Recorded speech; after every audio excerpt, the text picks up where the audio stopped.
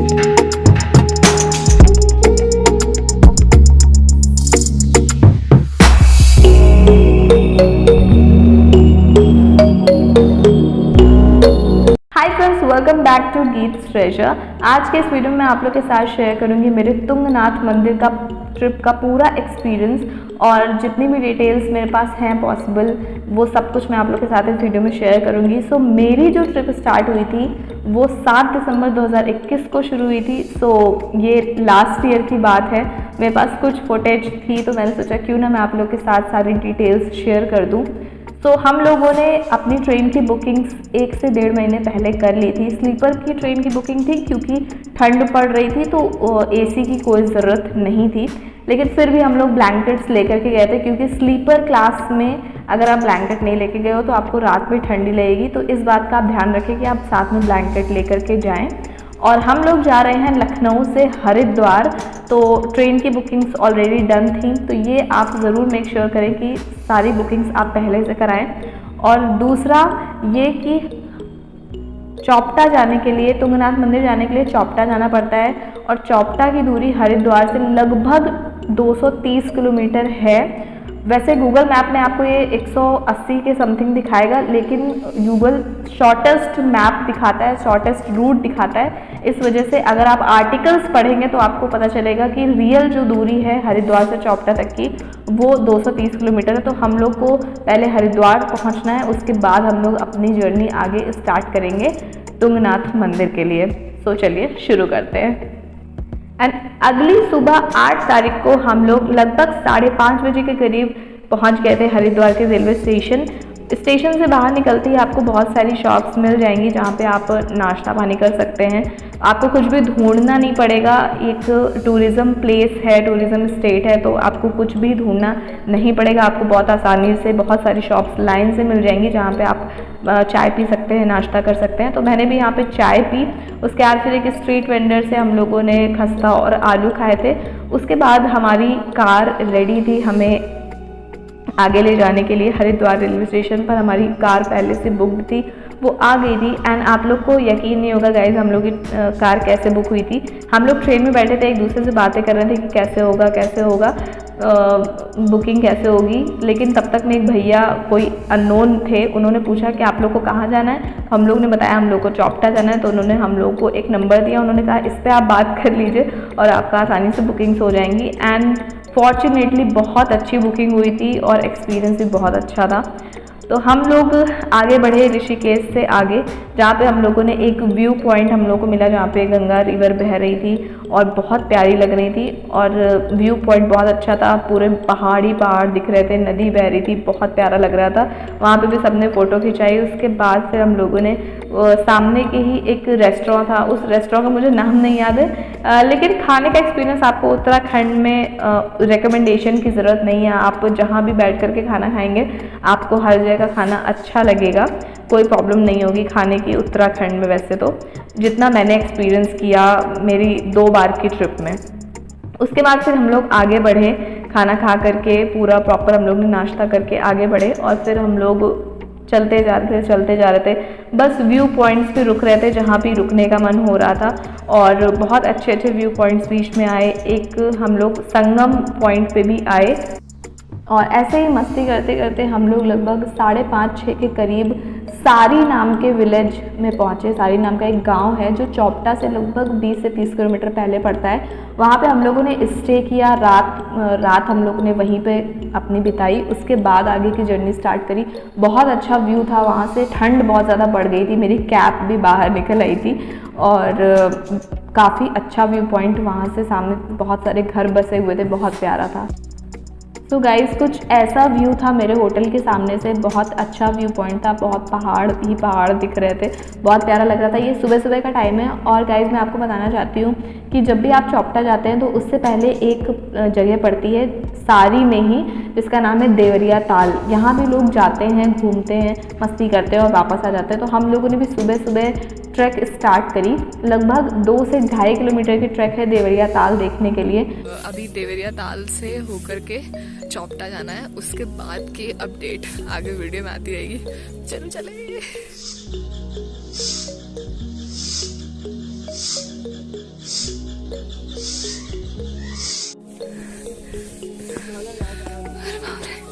दस कदम में हालत खराब। फ्रेंड्स, देवरिया ताल की ट्रैक 2.5 किलोमीटर की है और काफ़ी टायरिंग है, काफ़ी खड़ी चढ़ाई है। तो मतलब पर्सन टू पर्सन डिपेंड करता है। अगर आपने कभी नहीं की है ट्रैकिंग तो आप थकोगे, लेकिन अगर आप ये सब एक्टिविटी करते हो तो नहीं थकोगे। हाँ, इजी बिल्कुल नहीं है। 5 कदम में सांस फूल रही है। और जैसे जैसे आप आगे बढ़ते जाएंगे आपको बीच बीच में 1-2 जगह शॉप्स मिलेंगी छोटी छोटी, जहाँ पे आप रिफ़्रेशमेंट्स ले सकते हैं, मैगी खा सकते हैं, कोल्ड ड्रिंक पी सकते हैं, गर्म पानी पी सकते हैं और हनी लेमन वाटर पी सकते हैं। मैंने वही पिया था क्योंकि मुझे बहुत एनर्जी की ज़रूरत थी। और काफ़ी मैं यहाँ पे एक चीज़ सजेस्ट करना चाहूँगी कि अगर आप ये ट्रैक करना चाहते हैं तो मेक श्योर कि आप सुबह जल्दी स्टार्ट करें, क्योंकि बहुत ज़्यादा गर्मी लगने लगती है। पहाड़ों का यही होता है कि ठंड में भी कब गर्मी पड़ने लगेगी ये कोई नहीं कह सकता। तो धूप की वजह से बहुत तेज़ गर्मी हो रही थी और हम लोगों ने जैकेट्स वगैरह पहन रखी थी, इस वजह से कुछ ज़्यादा ही गर्मी लग रही थी। तो फ्रेंड्स, फाइनली हम लोग थोड़ा थोड़ा मौज मस्ती करते हुए, बैठते हुए, थोड़ा आराम करते हुए फाइनली जब पहुँचे देवरिया ताल, तो वहाँ पर एंट्री फ़ीस लगती है लगभग 150 रुपये। ठीक है, तो 150 रुपये दे करके हम लोगों ने एंट्री करी और यहाँ से व्यू बहुत प्यारे थे। बर्फ़ के पहाड़ दिख रहे थे बड़े बड़े, एकदम ऐसा लगा था बिल्कुल जैसे बस पास में ही है, जैसे हम चलते चले जाएंगे तो हमको मिल जाएगा, ऐसा वाला व्यू था। सामने आप देख पा रहे होंगे वीडियो में। और सामने बगल में एकदम हरे कलर की लेक थी, बहुत बड़ी सी, और बहुत ज़्यादा शांति थी यहाँ पे। और बहुत कम लोग आए हुए थे इस टाइम पे। ठंड में कम लोग आते हैं क्योंकि ऑफ सीज़न हो जाता है और जो लोग ठंड से डील कर सकते हैं बस वही लोग आते हैं। तो आप विज़िट कर सकते हैं फॉर श्योर। देवरिया ताल में अभी उतनी बर्फ़ नहीं गिरी थी। लोग कहते हैं कि देवरिया ताल में भी बर्फ़ गिरती है, लेकिन थोड़ा सा जब और ठंड पड़ती है इधर एकदम दिसंबर लास्ट और जनवरी के करीब। तो दिसंबर की शुरुआत में गए थे, इस वजह से उतनी बर्फ़ नहीं थी, बहुत हल्की हल्की सी पड़ी हुई थी। मैं आपको दिखाऊंगी। उसके आगे पूरी माउंटेन रेंज दिख रही थी और बहुत प्यारा व्यू था यहाँ पे लेक का। जब रोशनी पड़ रही थी सूरज की तो जैसा लग रहा था बिल्कुल तारे, लिटरली तारे लग रहे थे। वीडियो में नहीं समझ में आएगा लेकिन सच में बिल्कुल तारे जैसी फीलिंग आ रही थी। और उसके बाद ये जो आप देख रहे हैं ये वीडियो, ये है पूरी माउंटेन रेंज का। जैसे ही आप देवरिया ताल से थोड़ा सा आगे जाएंगे चलते चलते तो एक वॉच टावर आता है, उसके ऊपर आपको खड़े होकर के ये रेंज दिखाई देंगी जिसमें बहुत सारे पहाड़ दिखते हैं। चौखंबा, बंदरपूछ, केदार रेंज, नंदा देवी, ये सारे पर्वत आपको दिखेंगे। मे बी आप आइडेंटिफाई ना कर पाओ लेकिन दिखते हैं। ठीक है, तो ये इस तरह की कुछ बर्फ़ थी और वहाँ पे फिर फ़ोटो सेशन किया। उसके बाद फिर हम लोग वापस आ गए। वापस आते समय भी आपको सेम छोटी छोटी शॉप्स मिलेंगी जहाँ पे आप बैठ करके थोड़ा बहुत नाश्ता पानी कर सकते हैं। हम लोग सारी विलेज से पराठे बनवा करके लाए थे, तो वही हम लोगों ने बैठकर वहाँ खाया था। और फिर एक जगह फिर नीचे जाते जाते हम लोग को बहुत भूख लग रही थी, बहुत टायरिंग था ये देवरिया ताल का ट्रैक। मे भी गर्मी बहुत लग रही थी, 8-9 तारीख की बात है, फिर भी इतनी गर्मी लग रही थी। फिर हम लोगों ने मैक्रोनी ऑर्डर करी, भूख लग रही थी। तो मैक्रोनी गाइज वहाँ पे 100 रुपये का एक बोल था, तो थोड़ा सा एक्सपेंसिव होता है जैसे जैसे आप पहाड़ पर ऊपर की तरफ जाते हैं। तो फिर गाइज हम लोग रील्स बनाते हुए, वीडियोस और फोटोज़ बनाते हुए हम लोग नीचे लगभग 3 बजे के करीब नीचे उतर गए थे सारी विलेज वापस। और उसके बाद वहाँ से हम लोग निकल गए चौपटा के लिए। यहाँ पे भी छोटी छोटी शॉप्स हैं जिनका कॉन्टैक्ट नंबर आपको दिख रहा है।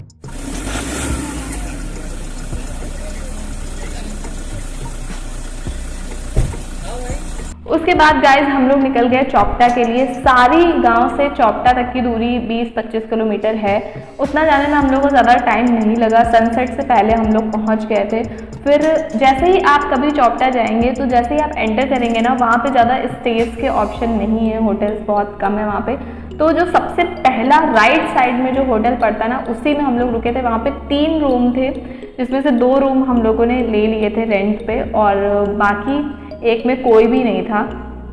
और गाइज हम लोग 9 तारीख को चौपटा पहुंचे थे, तो 9 तारीख को उतनी बर्फ़ थोड़ी सी गल गई थी, क्योंकि 3 या 4 तारीख के करीब स्नोफॉल हुआ था और धूप की वजह से बर्फ़ गल गई थी। लेकिन मेरे लिए उतनी भी बहुत थी, क्योंकि पहली बार देखा है तो यार इतना भी बहुत है मेरे लिए ना, और बहुत मज़ा आ रही थी। और रूम्स बहुत नॉर्मल थे, ब्लैंकेट्स था, ठंडे गर्म पानी की कोई सुविधा नहीं थी। आप ऑर्डर करोगे तभी गर्म पानी मिलेगा वहाँ पे। और खाना भी बहुत अच्छा था। एक ही सिर्फ एक पर्सन था जिन्होंने हम लोगों को खाना बना करके दिया था। फिर हम लोगों ने पूरा व्यू एंजॉय किया। हम लोग बस घूम रहे थे, फ़ोटोज़ खींच रहे थे, बर्फ़ एक्सपीरियंस कर रहे थे, देख रहे थे कि कैसा है। पहली बार देखने को मिला था, तो सब एकदम जुटे पड़े थे वहाँ पे। फरी फ्रेंड्स तो बहुत प्यारे प्यारे थे, इतने सुंदर फरी फ्रेंड्स मैंने कभी नहीं देखे थे।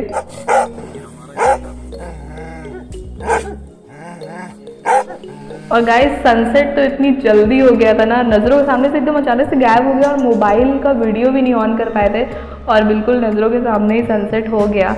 लेकिन बहुत प्यारा व्यू। नेक्स्ट डे ये है 10 तारीख, और लिटरली गाइस सुबह हम लोग बहुत जल्दी उठ गए थे, 6 बजे के करीब। और इतनी ठंड थी कि क्या ही बताएं, बहुत ज़्यादा ठंड थी उस टाइम पे। सो फ्रेंड्स, मेक श्योर कि आपके पास अच्छे गर्म कपड़े होने चाहिए अगर आप ठंड में जा रहे हैं, क्योंकि रात में टेम्परेचर -1-2 डिग्रीज़ में चला गया था। तो मैंने अपने लिए जैकेट ली थी डीकैथलॉन से 2600 रुपये की। इसका वेट 250 ग्राम था, तो ये बहुत लाइट वेट जैकेट थी। अगर आप अपने लिए लेना चाहते हैं तो मैंने लिंक डिस्क्रिप्शन में दे रखी है, आप चेक कर सकते हैं। तो गाइज होटल से बिल्कुल 100-200 मीटर की दूरी पर ही एंट्री पॉइंट था, जहाँ से ट्रैकिंग स्टार्ट होती है। यहाँ पे आप नाश्ता कर सकते हैं, चाय बन, मक्खन, ये सब कुछ, और मैगी वगैरह। और जैसे जैसे आप आगे बढ़ेंगे तो आपको ट्रैकिंग का रास्ता बहुत इजी है। मतलब देवरिया ताल से तो बहुत ज़्यादा इजी लगा था मुझे। और बहुत ठंड थी, सुबह सुबह तो बहुत ज़्यादा काटने वाली ठंड एकदम हो रही थी, और बहुत ठंडी लग रही थी। मैंने लिटरली 5 लेयरिंग करके रखी थी कपड़ों की, तब जा कर के नहीं उतनी लग रही थी, लेकिन फेस पे बहुत ज़्यादा ठंडी लग रही थी। और व्यूज़ तो इतने प्यारे, इतने सुंदर कि नहीं बताया सकता। और बर्फ़ शुरुआत में थोड़ी बर्फ़ थी, लेकिन जैसे जैसे हम लोग आगे बढ़ते जा रहे थे ऊंचाई पे, वैसे वैसे बर्फ़ बहुत ज़्यादा बढ़ती जा रही थी। हम लोग रास्ते में सिर्फ 1-2 शॉप्स थी जो खुली हुई थी ठंड में, क्योंकि ट्रैकिंग ऊपर मंदिर बंद हो जाता है, जिसकी वजह से सारी शॉप्स और सारे होटल्स, स्टे सब कुछ बंद हो जाते हैं। तो आप इस चीज़ का ध्यान रखिए कि आप कितनी ठंड में जा रहे हैं, तो अपना खाना, अपना नाश्ता, स्नैक्स वगैरह साथ में लेकर के चलिए, क्योंकि हो सकता है कि ऊपर की शॉप्स बंद हों। तो 1-2 शॉप्स थी जो खुली थी, जहाँ पे हम लोगों ने बैठ करके मैगी खाई। उसके बाद फिर हम लोग आगे बढ़ते जा रहे थे। और गाइस पूरे ट्रैक में लिटरली कहीं भी वॉशरूम का ऑप्शन नहीं था, पूरे ट्रैक में बता रही हूँ, ठीक है। सिर्फ मंदिर के पास जाने पे आपको एक वॉशरूम मिलेगा, जो कि बहुत ज़्यादा गंदा था। ऑफकोर्स इसलिए भी गंदा था क्योंकि ट्रैकिंग बंद है, कोई आ जा नहीं रहा है, तो कोई था भी नहीं वहाँ पे ऊपर के साइड पे, ठीक है। तो आप इस चीज़ का भी ध्यान रखें कि अच्छे से फ्रेश होकर के जाइए, ताकि आपको बीच रास्ते में प्रॉब्लम ना हो।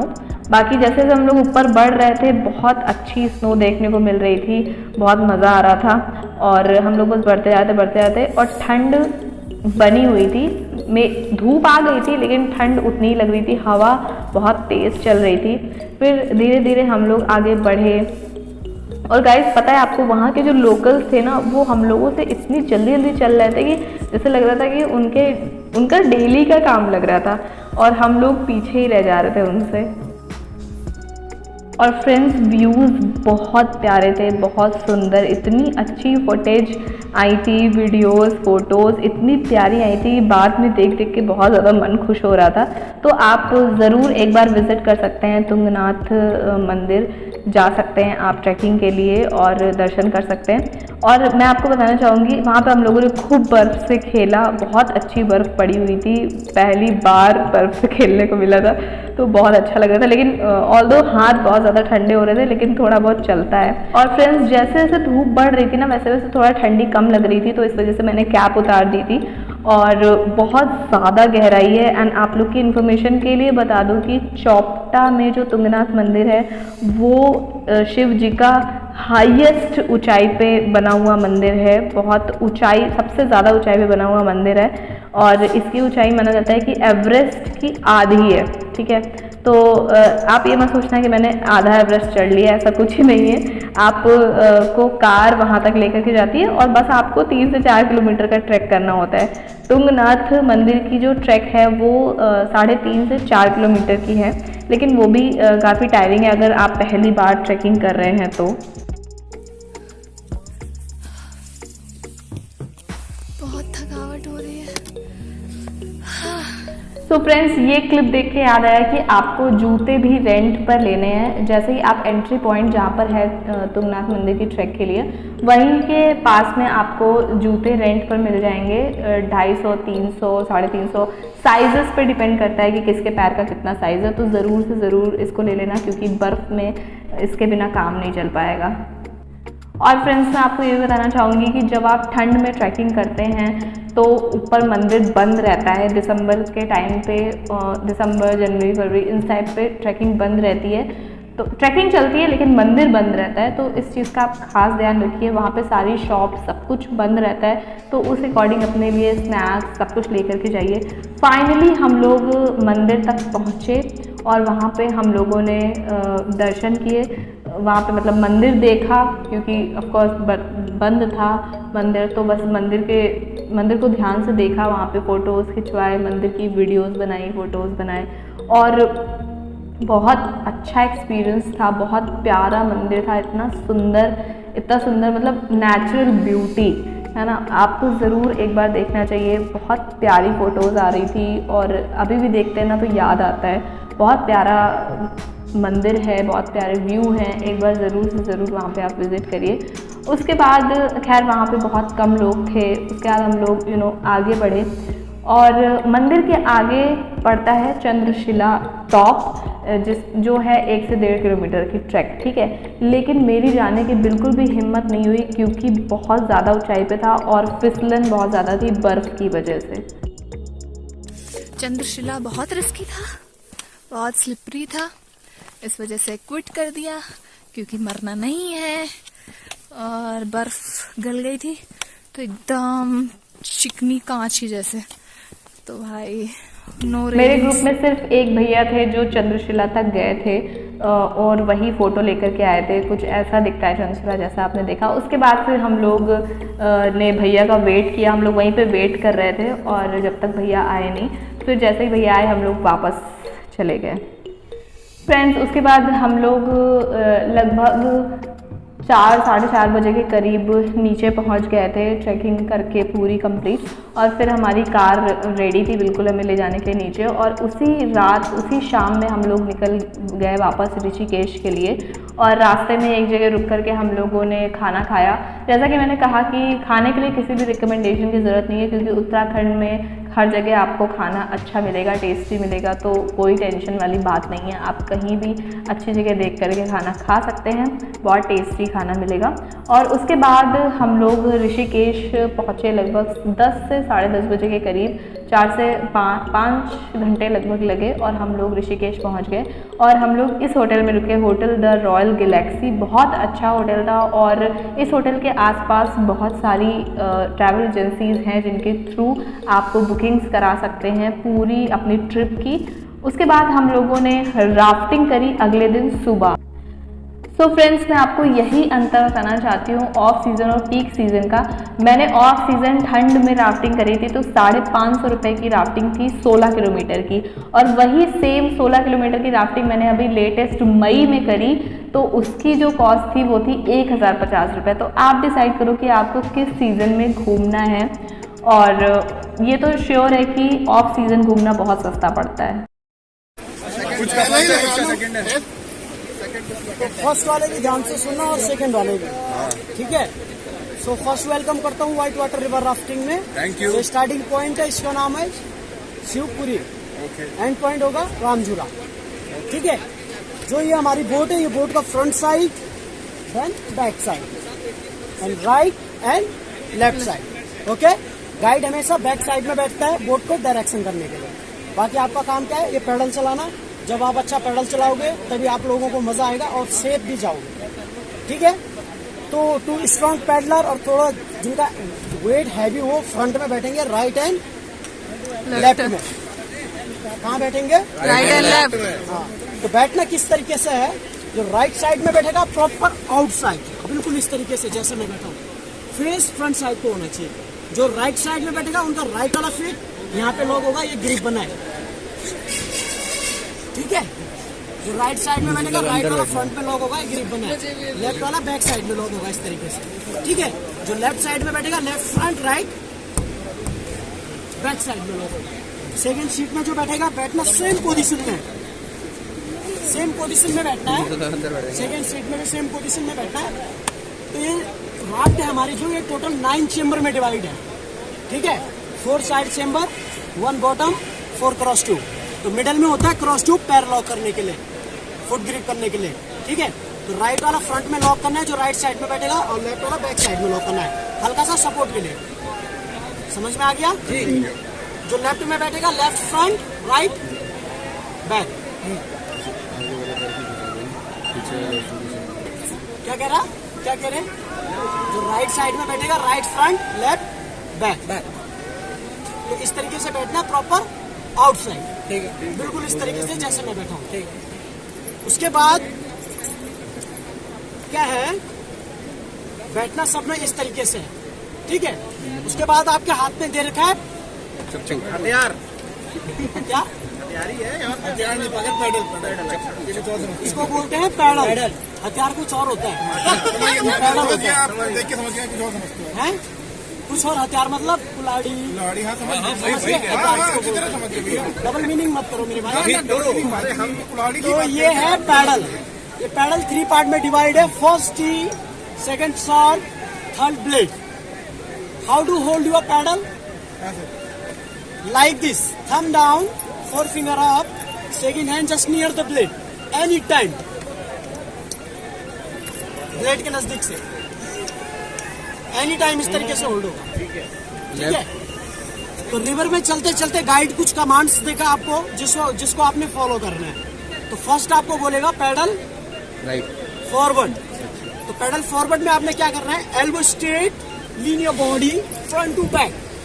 अगर आप ऐसे चलाओगे चप्पा चप्पा चरखा चले तो ये नहीं चलेगा। कैसे चलाना है, lean your body front to back, lean your body front to back. सब लोगों ने एक साथ, जो फ्रंट में बैठेंगे वो दोनों साथ में चलाएंगे, उनके पीछे वाले उनको फॉलो करेंगे बॉडी मूवमेंट के साथ। ये नहीं आप ऐसे कर रहे हो ऐसे, क्योंकि वेव्स आती है तो उसमें पैडल चलना चाहिए, बिल्कुल 90 डिग्री होना चाहिए paddle, lean your body front to back इस तरीके से। सेकंड कमांड देंगे स्टॉप। स्टॉप में पैडल थाई पे है, देन सेकंड हैंड से रोप को होल्ड करना है जरूर। स्टॉप पोजीशन में रोप को जरूर होल्ड करना है ऐसे, ओवर द पैडल। पैडल ऐसे हाथ के बीच में लॉक होना चाहिए। T grip any time hold, okay. Third command back paddle. Back paddle में हिप का सपोर्ट लेना है, back to front, back to front इस तरीके से चलाना है, ठीक है। So last command, in case boat wrong ways जाती है या चांसेस रहते हैं बोट को टॉपल होने का, ठीक है, पलटने का बोट के चांसेस होता है। आगे मेजर रैपिड आएंगे, उसमें बोट पलट भी सकता है, ठीक है। 2 से 3 मेजर रैपिड आएंगे जिसमें बोट पलटने का चांसेस रहता है। तो उसमें आपको बिल्कुल पैनिक नहीं होना है। पानी से डर किस किस को लगता है, तो डरना नहीं है पानी से, ठीक है, कुछ नहीं होता है। तो आपको देंगे, सुनो मेरी बात सुनो, तो किसी मेजर होल में हिट हो रहा है या पलटने वाला है या किसी वेल पूल में फंस गया, तो आपको कमांड देंगे गेट डाउन। गेट डाउन में आपको क्या करना है, होल्ड द रोप, जैसे आप स्टॉप की पोजीशन में हो। ये आपका जो घुटना है इसको बैंड करके get inside, hold the rope, get inside. ये टी वाला पार्ट एनी टाइम होल्ड होगा, बॉटम पे आएगा गेट इनसाइड, अंदर की तरफ आ जाने में। गेट बैक बोलेंगे अपनी सीट को वापस। समझ में आ रहा है सबको? और जो बाहर गिर जाएगा उसको पक्का? अभी सुनो तो सही, स्टार्ट हुआ है अभी मेरे भाई। हाँ? जब शादी होती है ना तो मंत्र पढ़ते हैं ना, तो पहले पंडित जी को ये बोलते हैं कि पंडित जी पहले फेरे होते हैं कि चलो बताओ। इस तरीके से, ठीक है? क्या कमांड है? Get down. Get down. उसके बाद है गेट डाउन के बाद है आपको जो जैकेट दे रखा है ये आपको प्रॉपर टाइट होना चाहिए, बिल्कुल कोई भी लॉक खुला होना नहीं चाहिए, प्रॉपर टाइट होना चाहिए, ठीक है? हेलमेट आपका प्रॉपर टाइट होना चाहिए, ठीक है? इनकेस कभी क्या होता है बोर्ड से कोई फॉल आउट हो जाता है, रैपिड टाइम, रैपिड आप लोग जानते हो अप एंड डाउन होता है जिसमें बोर्ड, उसमें चांसेस रहता है बोर्ड से बाहर गिरने का। इनकेस कोई बाहर गिर गया तो आप लोगों को बिल्कुल भी घबराना नहीं है। हाँ, सबसे पहले आपने घबराया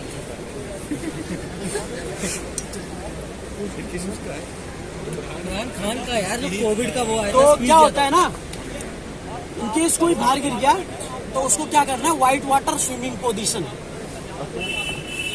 ये पैडल को भी नहीं छोड़ना है, जैकेट के शोल्डर के साथ होल्ड करना है इस तरीके से, ठीक है? Down stream legs, up stream head, mouth close रखना है और फेस स्काई की तरफ, मुंह बंद रखना है। अगर मुंह खुला रखोगे तो पानी पियोगे, मुंह बंद रखना है और ऐसे लेट जाना है पीठ के बल। समझ में आ गया? पीठ के बल लेट जाना है, ठीक है? बिल्कुल कुछ नहीं होगा, आप आराम से वेट के साथ बहते हुए जाओगे, ठीक है? इनकेस क्या होता है थोड़ी दूर पे गिरते हो, जैसे राइट साइड वाला बंदा गिर गया, थोड़ी दूर पे गिर गया, तो आप सेल्फ रेस्क्यू भी कर सकते हो पैडल से। कैसे? जैसे पैडल से पैडल पास करा के, जैसे आप पास करो इस तरीके से आप सेल्फ रेस्क्यू भी कर सकते हो पैडल से पास करा, ठीक है? इसलिए पैडल को भी नहीं छोड़ना है आप पानी में गिरेंगे तो पानी में गिर गए, फेस के बल भी गिर सकते हो, व्हाइट वाटर स्विमिंग पोजीशन बनाना है, ऐसे लेटना है आपको, ठीक है? सब लोगों को ऐसे लेटना है, ठीक है? उसके बाद क्या है,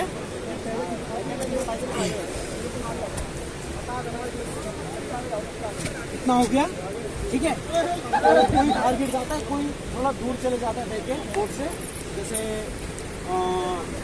15 से 20 मीटर दूर चला गया कोई देखे, तो मेरे पास रेस्क्यू बैग है, तो रेस्क्यू बैग में होती है 20 से 25 मीटर लंबी रोप होती है।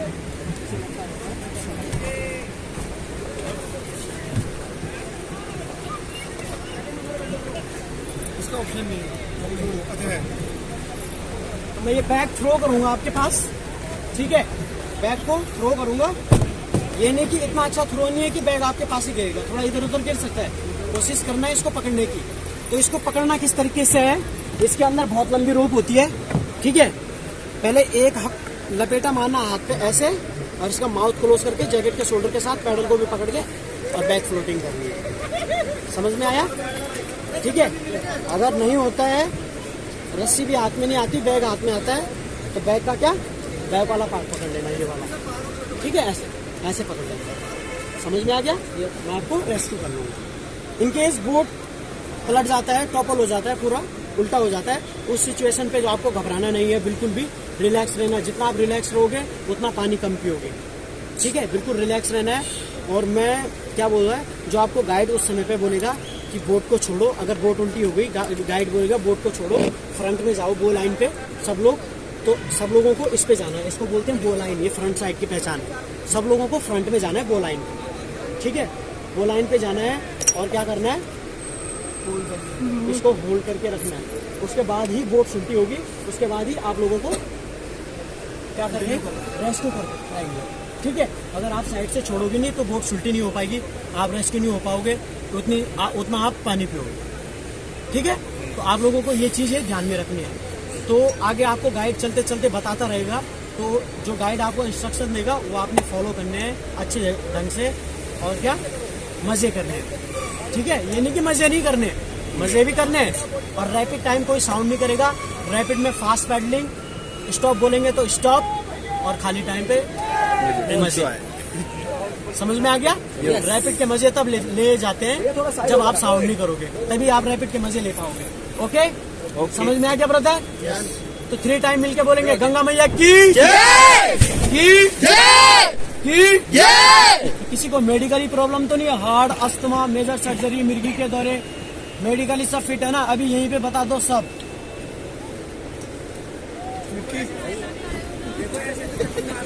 जल्दी बताओ, जल्दी। नहीं, सब मेडिकली फिट है ना?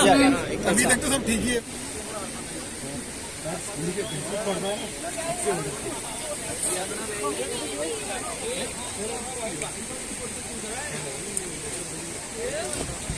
चले वो एक बार और हाँ नहीं यहाँ इस पानी और निकला लेकिन पानी में नहीं।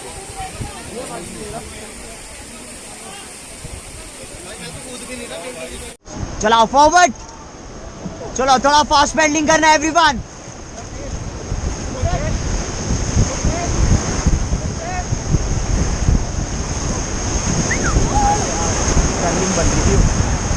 चलाओ चलाओ फास्ट चलाओ, फास्टर गाइस फास्टर।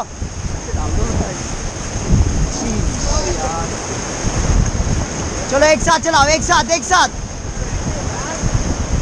चलाओ यार चलाओ। चलो लेफ्ट साइड थोड़ा strong pedalling. Okay stop, relax.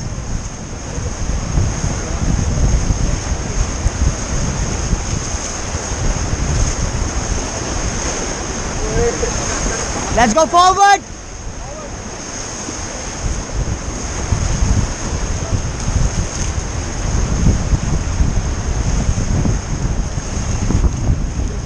Okay stop. किसी को जंप करना है यहाँ? चलो फिर पैडल लॉक करो और रस्सी को पकड़ के जंप करो जिसको करना है। जाओ जल्दी जाओ।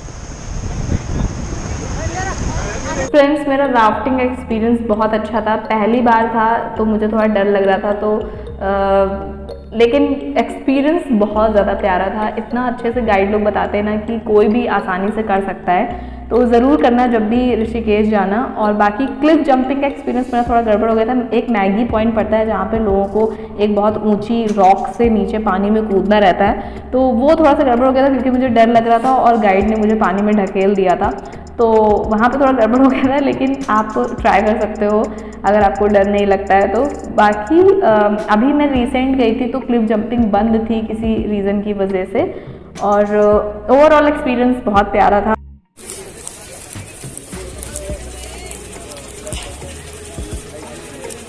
Thank you. तो गाइज, राफ्टिंग करने के बाद हमारे जो कैब वाले भैया थे उन्होंने हमें हरिद्वार वापस छोड़ दिया था, क्योंकि 10:30 बजे के आसपास की ट्रेन थी हमारी वापस लखनऊ की। और हरिद्वार में एक जगह है जो रेलवे स्टेशन से लगभग 2-2.5 किलोमीटर दूर होगी, उससे ज़्यादा दूर नहीं। 10 रुपये किराया लगता है ऑटो से, और वहीं पे भैया ने हम लोगों को छोड़ दिया था कार से, जहाँ जिसका नाम है हर की पौड़ी। हर की पौड़ी के आसपास गंगा नदी बहती रहती हैं और मल्टीपल घाट्स हैं जहाँ पे आप बैठ करके अपने फैमिली मेम्बर्स के साथ टाइम स्पेंड कर सकते हैं। लोग यहीं पे गंगा नहाने के लिए भी आते हैं हरिद्वार में, और बहुत अच्छी जगह है, बहुत शांत जगह है। आप यहाँ पे आइए, बहुत अच्छा लगेगा आपको। एकदम ठंडी ठंडी हवा चलती रहती है। मार्केट है जिसको आप एक्सप्लोर कर सकते हैं। साथ में अपने घर के लिए, फैमिली फ्रेंड्स के लिए सामान ले सकते हैं। हरिद्वार आए हैं तो कुछ ना कुछ लेकर के जाएंगे ही, तो ज़रूर खरीदिए। और बहुत प्यारी जगह है हर की पौड़ी, हरिद्वार का सबसे फेमस स्पॉट है। तो हर की पौड़ी घूमने के बाद हम लोग वापस अपने ट्रेन से लखनऊ वापस आ गए। और ओवरऑल इस ट्रिप में मेरा जो खर्चा हुआ था वो लगभग 9,000 के करीब खर्चा हुआ था, जैसा कि आप अभी स्क्रीनशॉट में देख पाएंगे। मेरा ओवरऑल एक्सपीरियंस बहुत अच्छा रहा और मैंने अपनी पूरी जो भी इन्फॉर्मेशन थी मेरे पास वो मैंने सब कुछ शेयर कर दी है। अगर आपके पास कोई भी क्वेश्चन है तो आप मुझसे कमेंट बॉक्स में पूछ सकते हैं, मैं आपको आंसर करूँगी। तब तक के लिए बाय बाय, टेक केयर।